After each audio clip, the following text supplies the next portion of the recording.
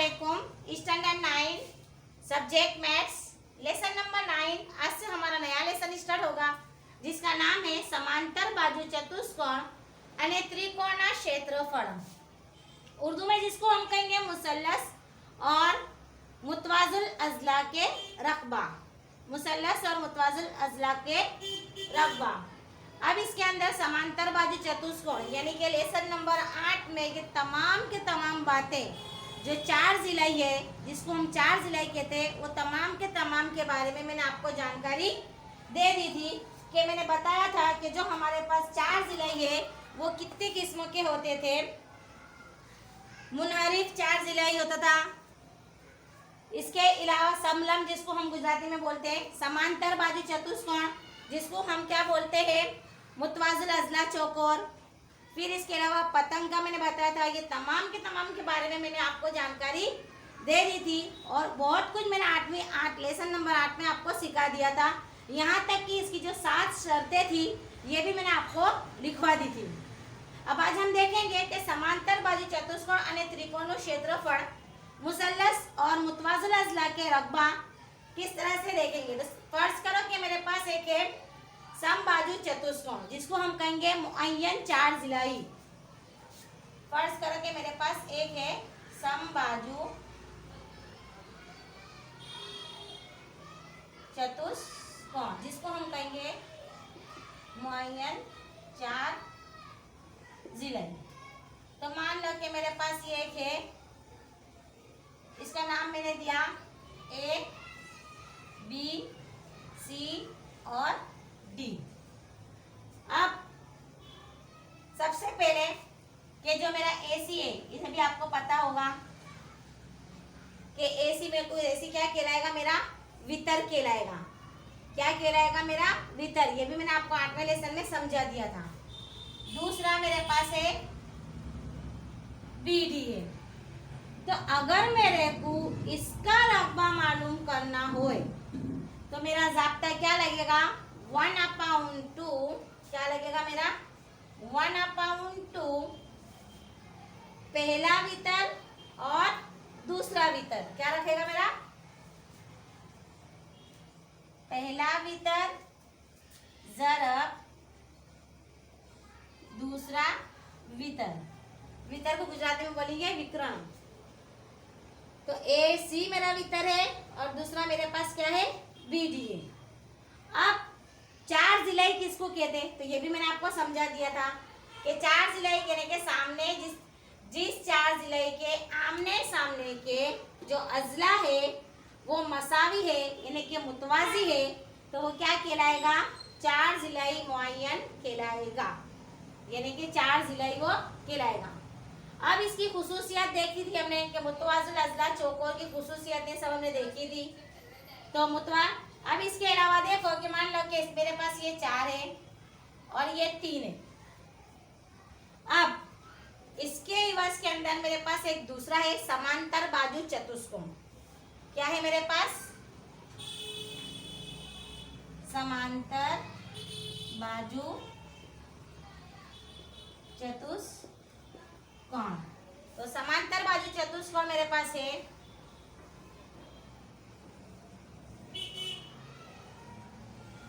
ये मेरा वितर है। अब इसमें मैं नाम दूंगी ए, बी, सी और डी।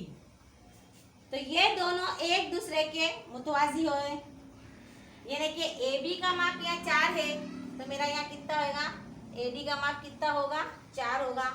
बी सी का माप यहाँ पर मेरा 3 है तो यहाँ पर ए बी का माप कितना होगा, 3 होगा। समझ पड़ी। अब मुतवाज़िल अज़ला में कोई भी वितर के दोनों वितर एक दूसरे के कैसे होते हैं, मुशाबे होते हैं, यानी कि AC बराबर क्या होगा आपका, BD होगा। तीसरी थी स्कीम के आमने सामने की जो जाविये होते हैं, चार जिले के जो जाविये होते हैं आमने सामने के, वो भी कैसे होने चाहिए, मुतवाज़ी होने चाहिए। मेरे पास जाविया ए है तो इसके बराबर मेरा जाविया कौन सा होगा, सी होगा। जाविया मेरे पास बी है तो जाविया बी इसके बराबर होगा। यहाँ पर जाविया ए है तो इसके बराबर क्या होगा C, और B है तो इसके बराबर क्या होगा D। अब इसके बाद की जो खुसूसियत थी वो थी कि जो कोई जावियों के आमने सामने मुतवाजी होते तो वो भी हमारा क्या कहलाएगा, मुतवाजिल अजला चौकोर कहलाएगा, यानी कि चार जिलाई कहलाएगा। तो ये हमने देखा मुअय्यन चार जिलाई और समांतर बाजू यानी कि मुतवाजिल अजला चार जिलाई के बारे में देखा। अब इसके हम देखेंगे इसके आगे की दूसरी खुसूसियत कि मुतवाजिल अजला जो चार जिलाई का जो वितर है, तो मान लो कि मेरे पास मुतवाजिल अजला का जो वितर है तो उसके अंदर मैं रखूंगी ये ए बी सी और डी। तो डी बी को जो मैं जोड़ा, बी ए सी को मैंने जोड़ा, और एक मिनट,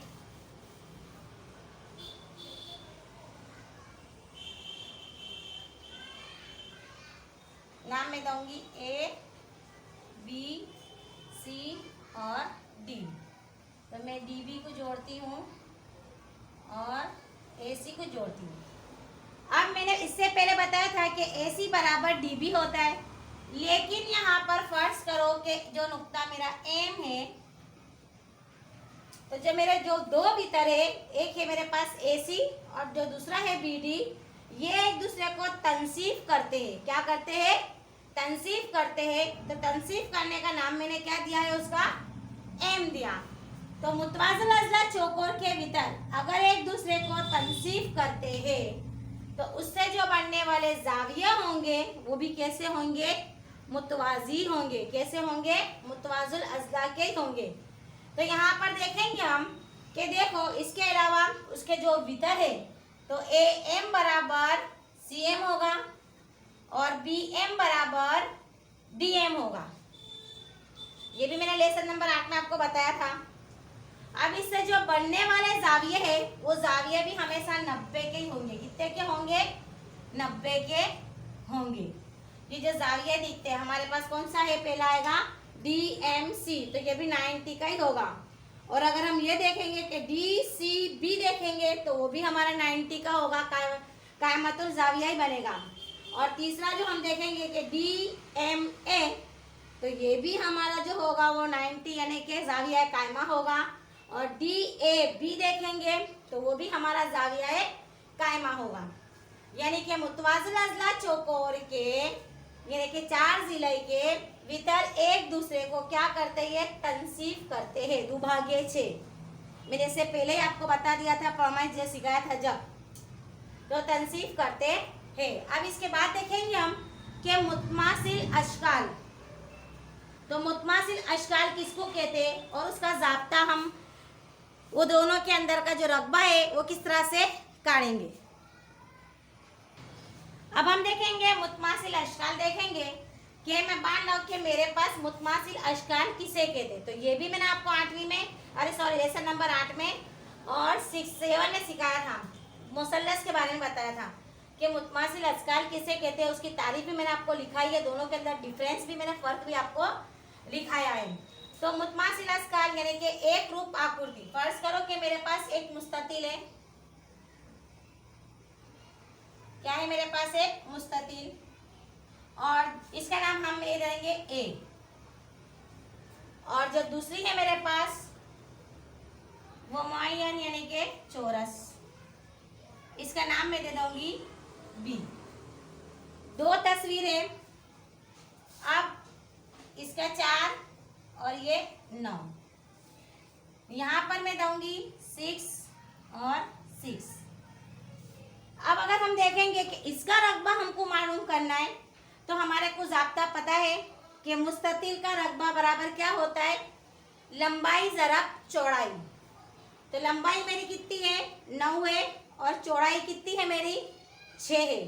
तो अगर मैं इसका निकालती हूँ, मुस्ततिल का जाब्ता याद रखना है, क्या है, लंबाई ज़रब चौड़ाई। किसका जाब्ता है ये, मुस्ततिल का। यहाँ में लिख देते हैं अंदर ही, मुस्ततिल। तो मुस्ततिल का ज़ाब्ता हमारा क्या आएगा? लंबाई ज़रब चौड़ाई, किसका? रकबे का। तो लंबाई मेरी कितनी है? 9 है, और चौड़ाई कितनी है मेरे पास? 4 है। तो 9 चौक कितने हो गए?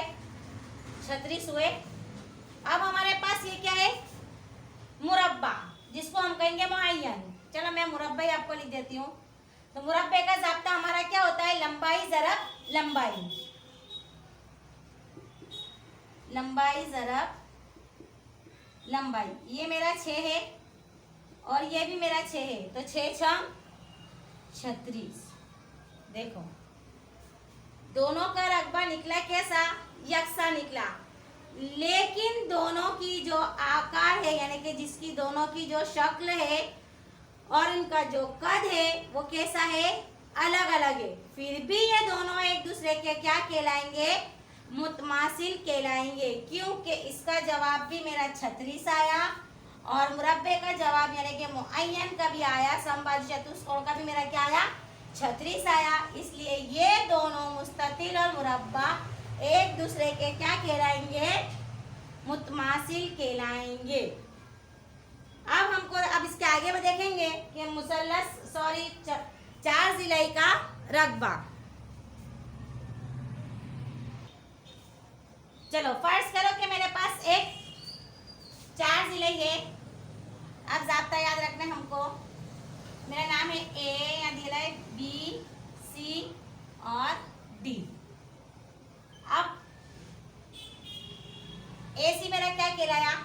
भीतर कहलाया, लेकिन मेरे को ए बी सी डी का रकबा मालूम करना है। क्या करना है मेरे को? ए बी सी डी का रकबा मालूम करना है। तो सबसे पहले मैं क्या करूंगी कि मुसल्लस देखूंगी कि मुसल्लस ए बी सी और मुसल्लस ए डी सी, तो ये दो मुसल्लस हो गए। अब रकबे को हम किससे जाहिर करेंगे?